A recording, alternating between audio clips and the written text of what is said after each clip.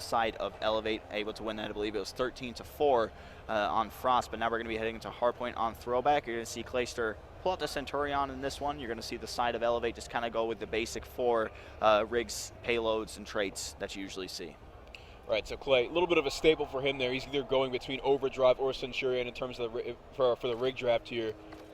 So I'm curious to see how that plays out on this map here. They're going without an Overdrive, and that's usually something you can use to just win a crucial gunfight, just the extra strafing speed that you get, or just that, or even to chase for a kill. You can end up chasing someone, using it offensively.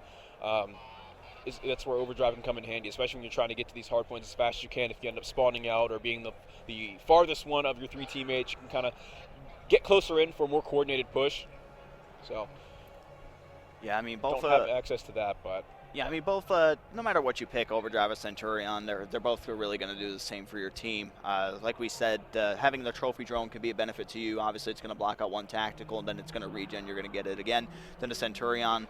Going to be a big trophy system inside of the hill. It's also going to just give a little bit of a jammer effect to anybody who does come in. It doesn't really affect your play that much, but it's just to the point where it starts to get a little bit of annoying. It's really easy to take out. That's the one thing. If a player's opening a hill, the Centurion's just attacking him, you can get that out in just one clip of your gun. But it's just like a little bit of a nuisance, so we'll see that come into play as well. But then you have the big 3 that's just basically a staple that you need every single time that you go into a game. those classes are being changed here for uplink, or excuse me, for hardpoint. Should expect to see a lot of the same in terms of what we saw in the first hardpoint. Clayster tries to stray away from that NV4 and instead allow Enable to take the reins with that one. So expect to see a K-bar in his hands, maybe either zoom or attach or run that OSA on throwback. It could definitely be a strong weapon to have when we get into that barn hardpoint, especially around middle map for those huge engagements near tunnel. But one thing that's also going to be big is just those NV4 gunfights at Top Soda. Yeah. On both sides. It's going to be big for having that map pressure towards mid. Yep, the biggest thing is now is just how are you going to shut down Zed? You're going to see him pull out the ERAD once again.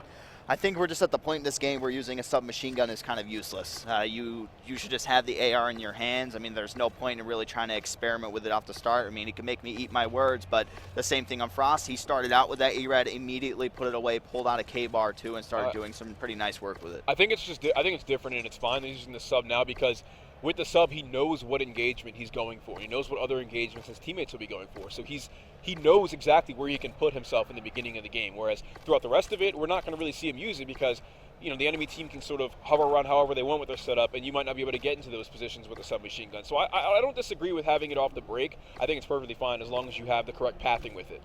I feel like just having an OSA would be better. That thing is just going to shred more than the ERAD would, just so much quicker as well. There's no disadvantages to using just too many OSAs. I mean, it's going to have the range to it. It's going to be able to get quick hip fire kills as well. But anyway, we're starting this one off. eLevate trying to claw back and make the reverse sweep happen. Zed is going to be the player off the start and immediately going to be taken out there by the OSA of Attach. And Faze looking pretty good. Zuma going to try to slay out these players that are coming from Barn. No kills on the side of eLevate. This is exactly how we saw the first hardpoint start out. Attach and Zuma just carried the first 30 seconds of the game. And now Attach pinched between 2 different players. That's tunnel and underpass. He's going to find himself taken down. Clayster in a power position, jumps out of it to find 1 kill. Tagged up by the tactical. That's going to stop him on his second one. And Shawnee responds with 3 kills. Him and Zed this series in their respawns have just been a huge part of what they can do. And it looks like they have no signs of slowing down, except for Zed actually starting off 0 and 2. But I expect to see him come back to life and bring something that bring what he brought in the uplink. Excuse me. So Clayster and Attach finding 3 kills. That's going to be 4 again. Actually, Zuma is going to team kill Enable. Still, looks like Faze is setting up for the rotation. Yep, just one player needs to stay alive back here. It's going to be Shawnee. He's going to do the advantage from long range with that MV4, just playing on these back tiles. Not going to be pushing into the market. Is going to be tagged up, but the kill is not going to be coming in. Enable quickly coming around, and Shawnee doing an excellent job of just staying alive and waiting for his teammates, trying to get the turn on Clayster. Clayster will be taking him out.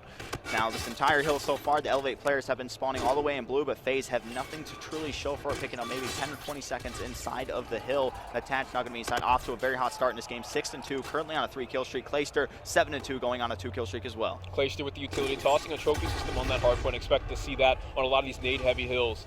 Wants to be able to protect his team in case they're not running tack resist or blast shield or anything. And also just to stop them from getting disrupted in the hardpoint in general from these jammer grenades and blackout grenades. So now that scrap time looks like it's going to go to eLevate. We got Clayster moving up towards Bus, trying to catch someone on the rotation. It looks like he just might be able to find someone if he's patient enough. There it is, shots on his back, connects with all of them. 3 kills in favor of Faze, and Clay's in position, completely unanswered and uncontested. But here comes the rotation from eLevate, from Barn to Lemon. With Clayster pre-aiming, he's got to find himself at least 1 kill here. Reedy going to be there with the NV4. He's going to be able to take out initial kill on Clayster, trying to get this break to happen. Attach going to be inside of the hill, pushing out. He's going to be able to pick up a nice 2-piece start to save it. He's going to be able to turn. It's going to have the support of Zuma, who's going to be able to clean up that kill. But excellent job that we're seeing from Faze so far. No big breaks coming in from eLevate, and I know it's got to start, especially on this hill. It's got to be the NV4 player in the back. He's got to be the one getting those shot calls, knowing where the players are, and tagging them up. That's exactly what they're doing now. Hill's going to be contested, but now going in favor of the side of eLevate. 1 player left last alive on this push for the side of Faze. That is going to be attached. Once again, you're going to see him fly and pick up 1, immediately trade it out. Enable's going to be able to trade that kill as well with that MB4. So let's see the rotation start to come in now as we're going to be heading over towards Statue. I mentioned that I expected Zed to pick it up, even though he started off 0-2. Coming off such a big uplink game, I thought he would do some damage, and he just ended his 4 streak, getting eLevate a bit of time on that bike path hardpoint, and they have the initial time on the new hardpoint here on Baseball Field. So they know to expect either a mid push or a bike path push. It looks like most of Faze is actually favoring bike path as Clayster's on the flank from blue. Yep, we're seeing a lot of the same that what we saw in Retaliation. They're kind of going for the 3-1 split in terms of trying to get a pinch on a player, and that's exactly what they did there.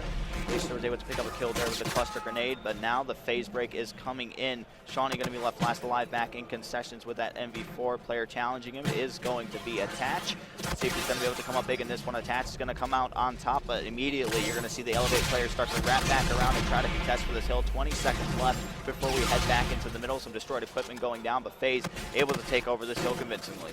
Faze is going to be awarded with the scrap time as they win that final engagement. eLevate has no reason to wrap back over to this hardpoint and try and get any time. They know that he just need to forfeit that one and set up for the next hill on mid-map. And 3 players actually are already on the path to do so. Shawnee just trying to apply some extra map pressure. As you can see in the top left corner of your screen, in the bottom right corner of the mini-map. Zed's able to catch him in the corner, takes down Zuma, Enable responding with a kill onto Shawnee and Attach with Watson. And it just seems like Faze is able to get so many of their kills in unison. They're able to retake these hills with no problem. And Attach is doing very, very good. We talked about what are they going to do to shut down Zed, and he's doing just that. He's winning a majority of engagements, 14-7 right now. Every single time you see him get into one, I mean, we say he's a submachine gun player, which you still want to call him that, but we're just going to say the K-bar from up close, he's doing an excellent job. Every single time we've been on board with him, he's doing such an amazing job of just getting those crucial kills, making the enemy team spawn out. We're on board with him once again. He's going to be able to pick up 1. There's going to be 1 more player challenging. Going to get the turn, so the timing going in favor of the player from eLevate. Picking up some decent time off this middle hill, which is usually contested, and you can just thank the MV4 play for that. Take a look at our scoreboard here. Currently the highest scoring KDs in the lobby are coming from the likes of Attach and Clayster. I mentioned just how crucial of a player Attach is going to have to be for the team on this map, and he's proving his dominance right here and now, currently on his 2 streak, the most hardpoint time on his team. He's contributing a whole lot in every column. He definitely is. Kill currently going to be contested. 1 player inside. That is going to be Zed. The rewind is going to be coming into play. Attach is going to be able to read that. He will take him out. And just like that, the big break coming in there from the players from Faze. Now, the big thing to watch is Zed did get a split spawn. So now they have an opportunity to pinch, but they need to worry about Enable and back market. This is just a one-sided affair. 3 kills go in favor. Very little pressure coming towards Attach. But it looks like the eLevate players are still spawning out pretty close towards bike path. It's looking like a split spawn, actually. 2 players on bike path, 2 spawning up on the opposite side towards baseball field. And now we're going to see a pinch coming in from every doorway. Attach is still able to find 2 kills, completely shutting down both of them. And Faze's lead, the snowball is rolling. I don't know if eLevate can respond to it. It's going to be hard. You got to shut down Attach. He has the Trinity Rocket. He's getting close to getting that bombardment. And then the next streak that he's going to be going for is that Warden. If you get the Warden on this map, it's pretty much game over.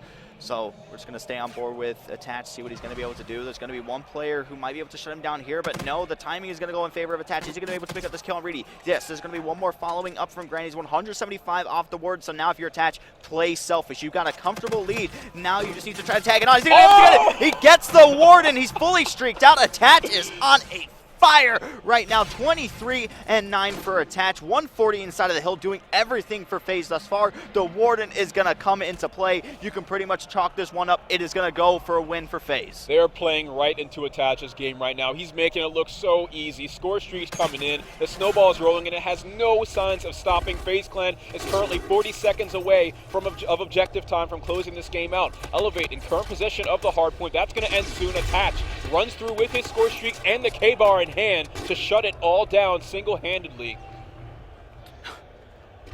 Talk about a performance from Attach, right? Kind of a guy who's been quiet all weekend long, comes into this one, drops a Warden. I know we've been seeing a lot of Wardens going on in open bracket. I believe we've seen one on the main stage as well, but the streak's going to be coming in there for Attach. Going to be able to find one, but the players from Faze didn't get the rotation early, but they were able to slay out, which is good enough. Shawnee going to be the last player left in bowling now. This hill control is going to go in complete favor of Faze. Now they need to worry about the mid push. The pinch coming in for both bowling and mid. See what they're going to be able to do. Attach going to go ahead and pop the rewind. Now the Trinity Rocket is going to be coming inbound with that Warden still in the air. Going for the 100-point club here on the guys on eLevate. Let's see if they're going to be able to complete this task. Attach just continuing his hot streak, trying to find another one. Going to be picked up by Clayster. And Hill still going heavy in favor of Faze, but now eLevate going to be able to finally get that final break at the last 17 of this. And now you look at the mini-map, players from Faze spawning out, going to be rotating straight back to mid to try to get control. Faze is 15 seconds away from shutting out eLevate in this hard point in a very embarrassing fashion. They're going to get this scrap time, but it's not going to mean a whole lot if Faze is already set up for the next one. He's actually going to push this one with 2 seconds left. I think he's just kind of not really worried about what's going on with this one. He just wanted to go for an early flank. But Faze, they can fool around as much as they want. They just need 14 seconds of objective time, and that's the end of the map and the series. Attach finds those 2 kills. That should open up a good window for Faze to close out the game here. Clayster's able to stay alive after getting his kill as well. But no, there's the trade from Reedy. Zoom is able to catch Watson. Someone needs to kill Reedy. He's got 2 kills in that power position. That's going to be Attached. Oh, who else to do it? You know, that's the best person to do it right now. Yeah, right now, like we said, the guy's hot, 33 and 15. Now we just go ahead and take a look at the side of eLevate. Nobody going positive on the team. Almost every engagement they're getting in there, they're basically just losing.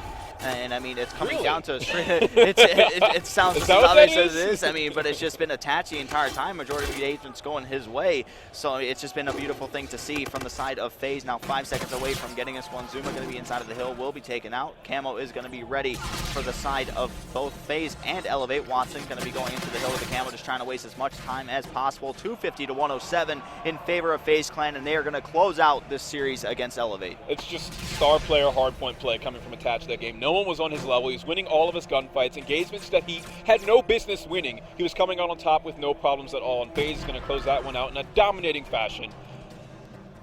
It's going to be the end of the series, 3-1. As eLevate's only able to take the Frost uplink. Now this is the Faze that we all weekend long have just been the expectations that we have for him, right? Just been completely going off like that. I mean, like we said, Attach, usually a pretty quiet player, but we get the one standout performance from him, doing everything for the team. 33 kills, 17 deaths, 1 minute 55 inside the hill with 5 defends as well. I mean, you look at the side of eLevate, I think the biggest thing, like we said, is just those engagements. There's a lot of times where they tried to go for those pinches, but they just weren't able to get the trades, and you can thank Attach for that, probably picking up at least 3 or 5